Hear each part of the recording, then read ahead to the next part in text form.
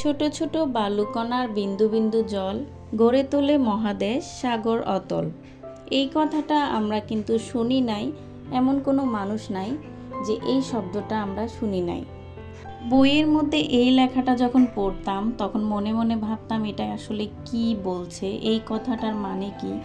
ছোট ছোট বালুকণা দিয়ে বিন্দু বিন্দু জল দিয়ে আবার মহাদেশ আর মহাসাগর বা কিভাবে হয়। তো এখন এটা কিন্তু বাস্তব জীবনে উপলব্ধি করতে পারছি, যখন সংসার জীবনে এসেছি এখন কিন্তু এই জিনিসটা বুঝতে পারি।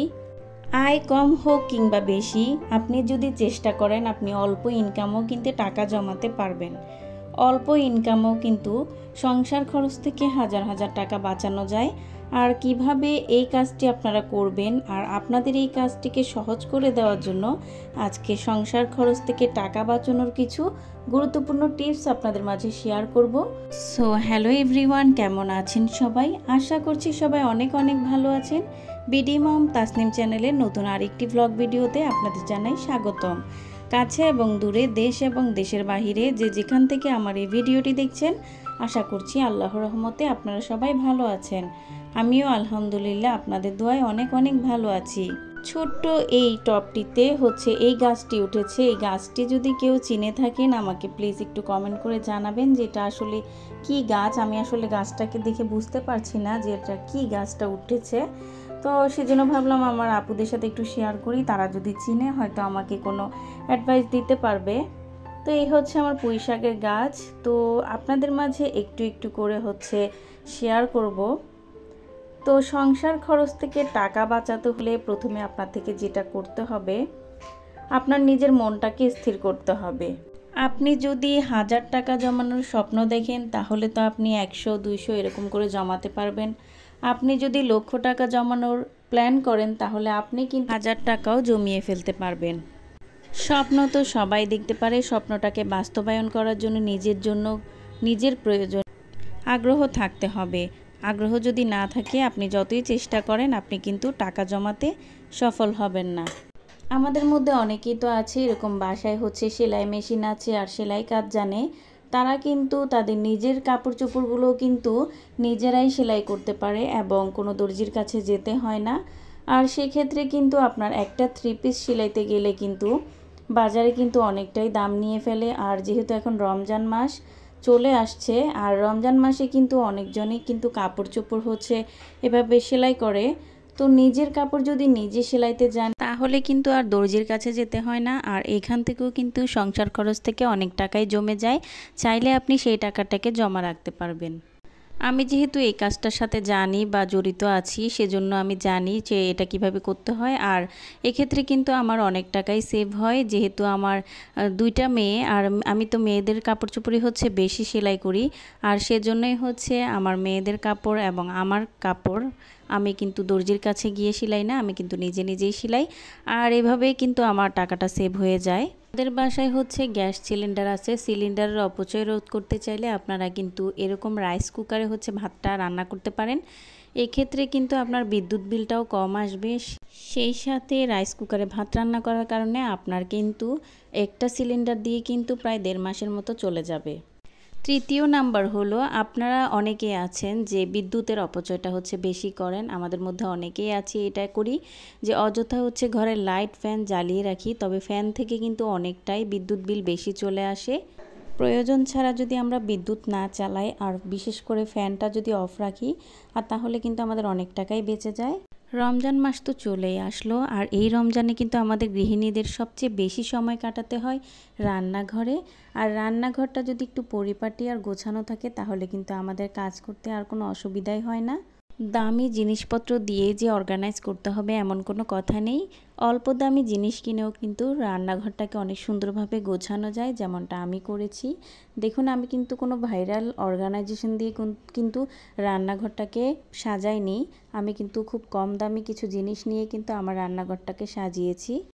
রান্নাঘরে এরকম চামিচ, তারপর যত রকম জিনিস আছে মানে আমরা রান্নার ক্ষেত্রে ব্যবহার করি, এগুলা কিন্তু আমাদের ছড়িয়ে ছিটিয়ে থাকলে কিন্তু একটা বিশ্রী লাগে দেখতে। আর তাছাড়া কিন্তু নিজেরও খারাপ লাগে রান্নাবান্না করতে। তো এক্ষেত্রে আমরা কি করি, দোকান থেকে এগুলোর জন্য একটা সাজানোর কিছু জিনিস কিনে নিয়ে আসি। আর এক্ষেত্রে কিন্তু টাকার অপচয় হয়। তো আমাদের বাসায় কিন্তু এরকম মগ থাকে, চায়ের মগ, যেগুলো আমরা অনেক সময় ব্যবহার করি না। তো এটা যদি আপনার রান্নাঘরে এক কোণায় রেখে দেন আর এটার মধ্যে যদি এরকম আমার মতো করে যদি এই জিনিসগুলোকে এভাবে গুছিয়ে রাখেন, তাহলে কিন্তু একটা জায়গায় সুন্দরভাবে এগুলো গুছিয়ে রাখতে পারবেন এবং সেই সাথে কিন্তু বাড়তি কোনো জিনিস কিনে আনতে হলো না।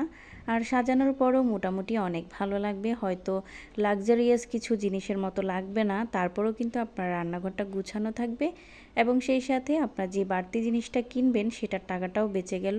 সেটা চাইলে আপনি আপনার ব্যাংকে সেভ করে রাখতে পারবেন। ওই যে বললাম, অল্প অল্প করে জমালে আপনি কিন্তু অনেক টাকা জমাতে পারবেন। 10 টাকা 20 টাকা করেও যদি আপনি জমান, এক সময় গিয়ে দেখবেন আপনার ব্যাংকে কিন্তু 1000 টাকা জমে গেছে। আর এটা যে কিভাবে সম্ভব সেটা আপনি নিজেও বুঝতে পারবেন না। যখন আপনি ব্যাংকটা ভাঙবেন তখন কিন্তু আপনি অনেকটাই স্যাটিসফাইড হবেন। এতদিন হচ্ছে আমার রান্নার যে মশলাগুলো সেগুলো হচ্ছে মশলার জারের একটা স্ট্যান্ড ছিল, সেখানেই রেখেছি। এই যে আপনারা দেখতে পাচ্ছেন, এখানে হচ্ছে 5টা বাটি থাকে।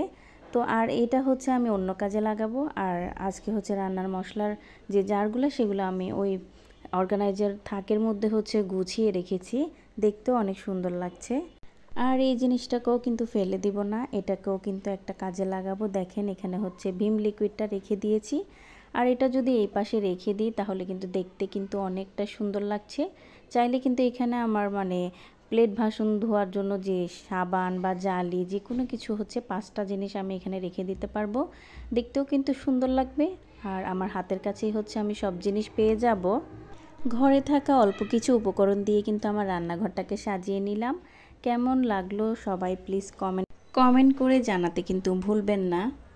রান্নাঘরটা যেহেতু অনেকটাই তেল চিটচিটে হয়ে যায়, আর রান্নাঘরে যদি অতিরিক্ত লাক্সারিয়াস কিছু আমরা ব্যবহার করি সেক্ষেত্রে সেটা ময়লা হবে, এটাই স্বাভাবিক। আর অতটা ভারী কিছু ব্যবহার না করাটাই ভালো, আর সেই ক্ষেত্রে আপনার কিন্তু পরিষ্কার করতেও ততটা কষ্ট হবে না।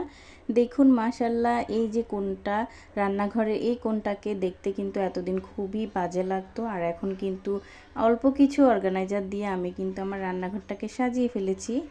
পরবর্তী যে টিপসটা দিব, আমাদের বাসায় কিন্তু এরকম ঝুড়ি অনেকের বাসায় থাকে।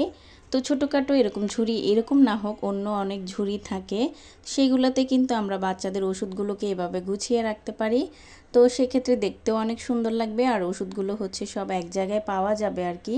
আর এরকম একটা বাটিতে হচ্ছে চার্জার, তারপর হচ্ছে আপনার যেই সচরাচর বেশি প্রয়োজনীয় যে জিনিসগুলো সেগুলো হচ্ছে গুছিয়ে রাখতে পারেন, তাহলে সবসময় আর খোঁজাখুঁজি করতে হবে না, হাতের কাছে পাওয়া যাবে।